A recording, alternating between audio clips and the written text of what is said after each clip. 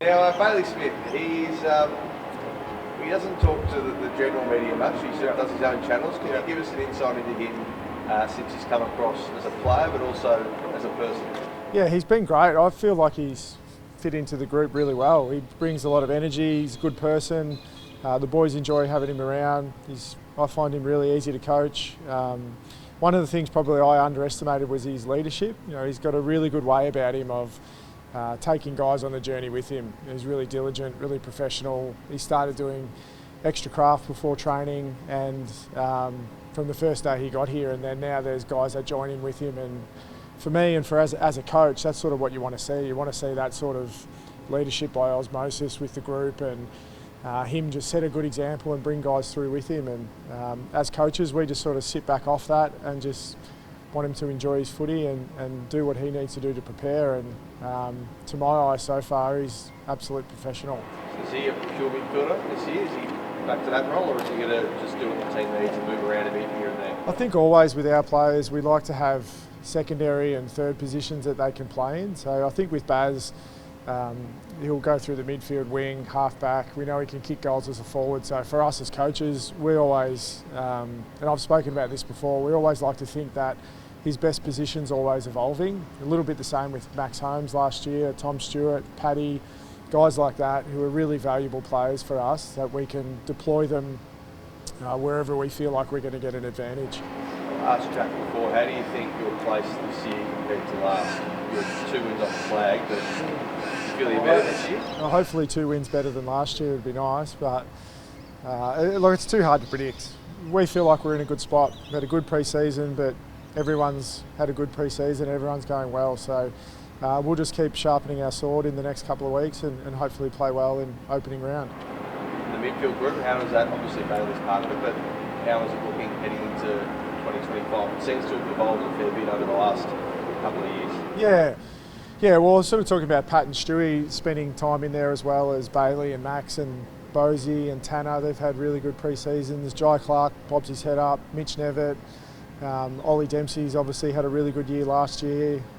Tom Atkins. There's a lot of guys in there who are really good, really competent players. So the challenge for us and the luxury for us, I guess, as coaches is to deploy those guys, get the right mix, get the right balance, and we'll just keep working with that throughout the whole year. And I dare say some games it'll look really good, some games it might not look as good, but with the group that we've got a lot of depth and flexibility, which helps us.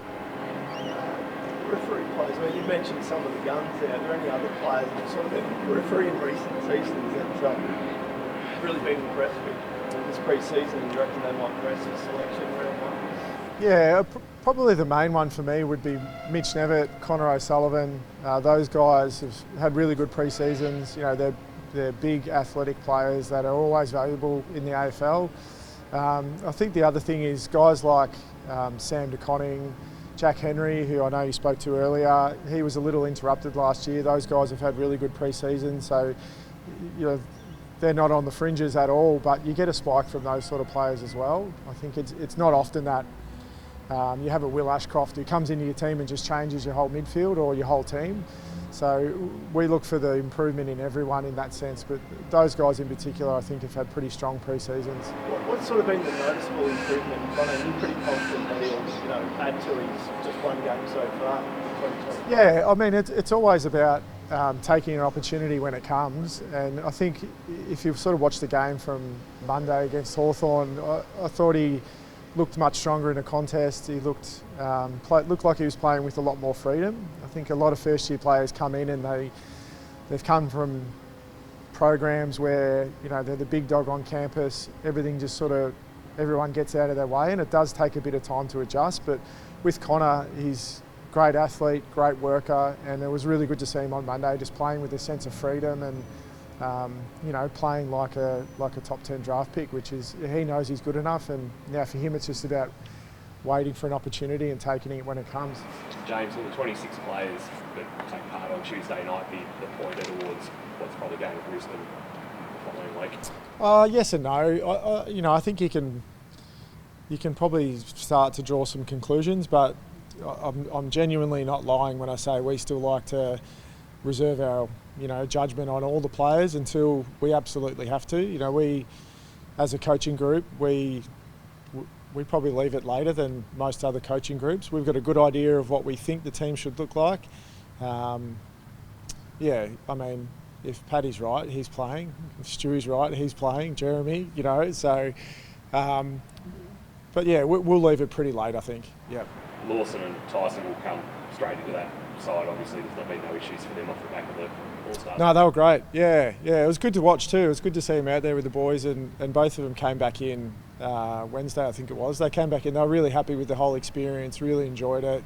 I watched it at home with my kids, and they really enjoyed it. They enjoyed the boys getting around the celebrations, and I think it was just good for everyone, and particularly Lawson, who's a young player, hasn't had a lot of time to engage with the other Indigenous players in the comp. So, it was just all in all a great win for those boys and for the whole AFL program, I think. Can I ask you how Jack Martin got through the VFL intra-club, what are you going to call it, post the Hawthorn game? Yeah, he got through fine. Yep, he's training again today, and he's sort of still been on a bit of a slow build program, but I'm not 100% across his program, but he's making good progress and getting stronger, and we'll play more again this week.